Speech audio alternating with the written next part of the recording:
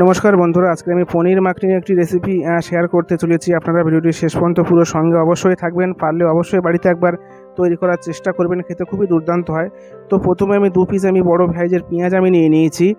পেঁয়াজগুলোকে এভাবে একটু রাফলি বড় বড় কাটিং আমি দিয়ে নিয়েছি। ঠিক দেখুন আমার মতনভাবে আপনি পেঁয়াজগুলোকে কেটে নেবেন এভাবে। আর একটা মিক্সার গ্রাইন্ডার জারে দিয়ে একটা মিহি পেস্ট বানিয়ে নেবেন, কোনো জল এতে দেবেন না।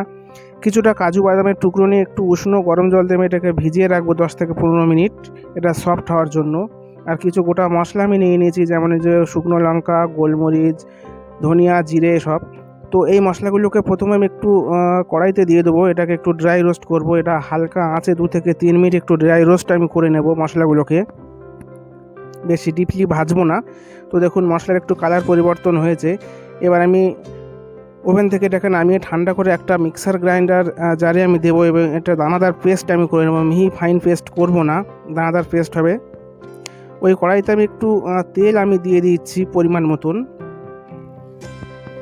তেলটা একটু গরম হলে 2 পিস তেজপাতা আমি দিচ্ছি, তার সঙ্গে একটু ডালচিনি, 2টো ছোটো এলাচ, একটু লবঙ্গ এবং জয়িত্রী ফুল আমি দিয়ে দিচ্ছি সেন্টের জন্য। আর একটু বাটারের টুকরো আমি ব্যবহার করেছি, এখানে একটু আদা রসুনের পেস্ট আমি ব্যবহার করেছি। তো এগুলো তেলের সঙ্গে একটু ভালোভাবে নেড়ে নিতে হবে। দেখুন মশলাগুলি একটু রোস্ট হলে যে আমি পেঁয়াজটাকে পেস্ট করেছিলাম, ওই পেঁয়াজটা পুরোপুরি আমি এর উপরে ঢেলে দেবো। এবং এর গায়ে একটু লেগেছিলো, সেজন্য জল দিয়ে আমি পেঁয়াজটাকে ধুয়ে আমি পুরোপুরি দিয়ে দিয়েছি এখানে। লো টু মিডিয়াম আছে এটা অনবরত নাড়তে হবে, যাতে পেঁয়াজটা তাড়াতাড়ি একটু জলটা শুকিয়ে যায়। আর দেখুন যে কাজু বাদামগুলো আমি ভিজিয়েছিলাম, সেগুলোকে একটু পেস্ট আমি করে নিয়েছি এখানে। পেঁয়াজের কালার একটু পরিবর্তন হতে শুরু করলে যে কাজু বাদামের পেস্টটা, সেটা আমি এর সঙ্গে এখানে ঢেলে দেবো এভাবে। দেখুন তার আগে আমি যে মশলাটা আমি করেছিলাম, দানাদার যে মশলাটা, সেই মশলাটা আমি একটু দিয়ে দিয়েছি। আর একটু আমচুর পাউডার আমি ব্যবহার করেছি এখানে। তো অনবরত এটাকে পুরোপুরি সবসময় নাড়তে হবে এভাবে। আর তারপরে কাজু বাদামের পেস্টটা আমি এখানে ঢেলে দিলাম, একটু জল দিয়ে ধুয়ে ফের আমি দিয়ে দিলাম এটাকে এখানে।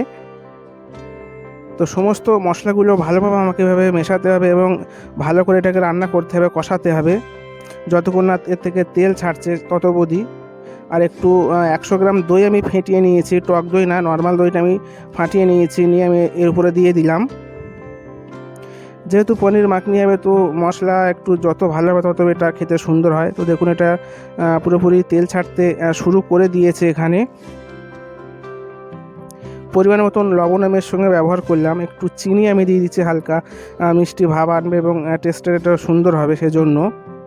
তো পনির মাখনির মশলাটা আমার পুরোপুরি এখানে তৈরি হয়ে গেছে। সামান্য জল আমি এর সঙ্গে অ্যাড করলাম, যেহেতু নিচে লেগে যাচ্ছিলো সেজন্য। আর পরিমাণ মতন জল একটু দিতে হবে পাতলা করার জন্য। আর একটু উপর থেকে আমি 2 চামচ ফ্রেশ ক্রিম দিলাম, আর কিছুটা রোস্টেড কসুরি মেথি এবং একটু হালকা গরম মশলা আমি দিয়ে দিচ্ছি এর সঙ্গে সেন্টের জন্য। তো আমার এখানে মশলাটা পুরোপুরি উপকরণটা রেডি হয়ে গেছে। এদিকে আমি কিছু দেখুন পেঁয়াজ, 2টো টমেটো এবং ক্যাপসিকাম একটা নিয়ে নিয়েছি। তো এইগুলো ভালোভাবে পুরোপুরি কাটিং দিয়ে নিতে হবে, লম্বা লম্বা, মানে একটু বড় বড় সাইজের করে কাটিং দিতে হবে, খুব মিহি কাটিং করলে হবে না। তো দেখুন এভাবে। আর টমেটোর দানা অংশটা ফেলে দিয়ে এর চারপাশ থেকে অংশগুলো নিতে হবে এভাবে। আর 150 গ্রাম পনিরের একটা টুকরো আমি নিয়ে নিয়েছি। এই পনিরটাকে আমি কিউব সাইজে আমি কেটে নিচ্ছি। আপনারা পনিরের কোয়ান্টিটি যদি বাড়াতে চান তো সেও বাড়াতে পারেন, কোনো অসুবিধা নেই, যে যেমন খেতে চায়। তো অন্যদিকে একটা ফ্রাইং প্যানে আমি কিছুটা তেল আমি দিয়ে দিয়েছি। তেলটা গরম হয়ে গেছে, তো একটু বেশি হয়ে গেছে তেল, বলে আমি একটু নামিয়ে নিচ্ছি। এটা তেল একটু কম কমেই দেবেন। তারপরে যে সবজিগুলো আমি কেটে নিয়েছিলাম, সেই সবজিগুলো আমি সবই দিলাম, শুধু টমেটোটা বাদ দিলাম। তো পেঁয়াজটা এবং ক্যাপসিকামটা একটু সফট হলে তারপরে যে কাটিং পনিরগুলো আমি নিয়েছি সেগুলো আমি দিয়ে দিচ্ছি। তো এখানে পনিরটাকে খুব বেশি ভালো করে ভাজবো না, হালকা হালকা আমার শ্যালো ফ্রাই করা হবে এখানে।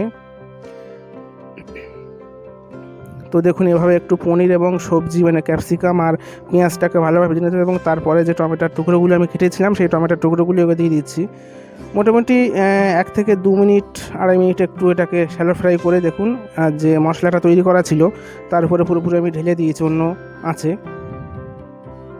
তো আমার এখানে পনির মাখনি পুরোপুরি রেডি হয়েই গেছে। খেতে খুবই দুর্দান্ত হয়। রুটি, নান, পরোটা সবার সঙ্গে এটা আপনি সার্ভ করতে পারবেন, কোনো অসুবিধা নেই। দেখুন এটা পুরোপুরি কমপ্লিটলি তৈরি হয়ে গেছে। ভিডিও ভালো লাগলে অবশ্যই লাইক করবেন, শেয়ার করবেন, কমেন্ট করবেন। ধন্যবাদ।